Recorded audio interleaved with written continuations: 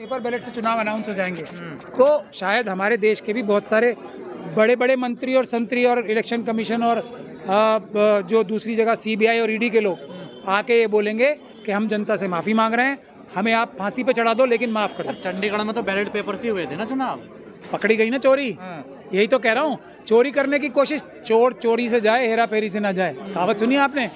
पर paper ballot से चुनाव होते हैं तो चोरी पकड़ी जाती है।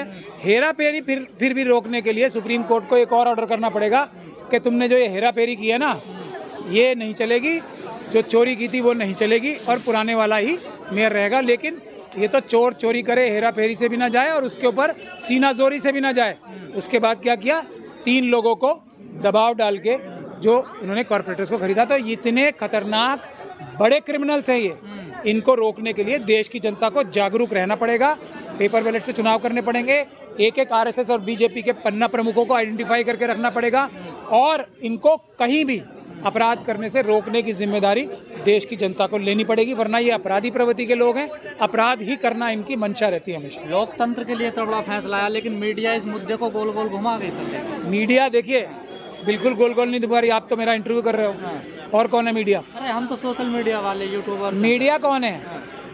जो ये कवर नहीं कर रहे वो तो क्रिमिनल्स हैं, वो आतंकवादी हैं। और वो भी मैं आपको गारंटी दे रहा हूँ, अगर पेपर बैलेट से चुनाव हो जाए तो ये जो बड़े बड़े चेहरे आपको नजर आते हैं ना, टाइयाँ पहन के नकली, ये टाइयाँ और कोट पहन के और बड़ी बड़ी अच्छी मेकअप करा के मोदी जी की तरह, ये सब वही पाकिस्तान के चुनाव जो अधिकारी है वैसे ही माफिया मांग रहे होंगे कि हमें माफ़ कर दो, हमें जेल भेज दो, मगर देश की जनता से माफ़ी मांगते हैं। हम बिल्कुल आगे से अपराध नहीं करेंगे, माफ़ी मांगते नजर आएंगे सारे बड़े बड़े टीवी चैनल्स वाले। ये जो अधिकारी थे अनिल मसीह जो थे, किसके इशारे पे काम कर रहे थे यार? ये मेरे ख्याल से इंडिया गठबंधन के कहने पे काम कर रहे थे। ये आप भी ऐसा सवाल पूछ रहे हो, फ़ायदा किसको हो रहा है? चोरी का फ़ायदा जिसे होता है वही तो चोरों का सरगना होता है। अब ये छोटे छोटे चोर होते हैं, पैसे चुरा के लाते हैं, बॉस के पास जमा करते हैं ना रात को, जो उनका सरगना होता है। कौन है सरगना? सरगना बीजेपी में, आरएसएस में मोहन भागवत जी हैं सबसे बड़े नेता। सरगना का मतलब होता है जो बड़ा नेता होता है। बीजेपी में सबसे बड़े नेता नड्डा जी हैं, उनसे भी बड़े नेता मोदी जी हैं और अमित शाह जी बीच में, जो आजकल नड्डा जी को कभी कान कुर्ता पकड़ के पीछे कर रहे हैं। ये मुझे समझ में नहीं आ रहा कि उन्हीं के तो चेले हैं, वो क्यों कुर्ता पकड़ के घसीट रहे थे। अनिल किसके अंडर काम कर रहे थे आपकी नज़र में? वो तो कई लेयर्स है ना, तो कई लेयर नीचे जाके किसी तो कहने पे तो उन्होंने कैंसिल किया होंगे। आपको पॉन्जी स्कीम पता क्या होती है?